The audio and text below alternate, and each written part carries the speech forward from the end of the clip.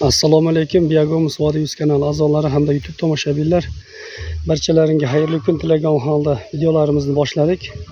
Hozir 1200 kiloga zakasimiz bor edi. Hozir jo'natyapmiz. Mana sifatli biyagomuslarimizni holati juda sifatli ishlagan. 1 yil davomida cho'lchanglar to'yinib, mana shunday go'nglarni biyagomus qilib oshqozonlardan o'tkazgan holati.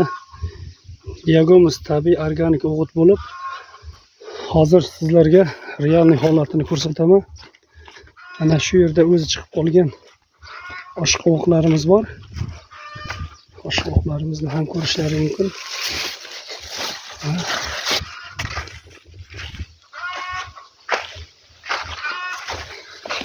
Mana oshqovoqimizni holati.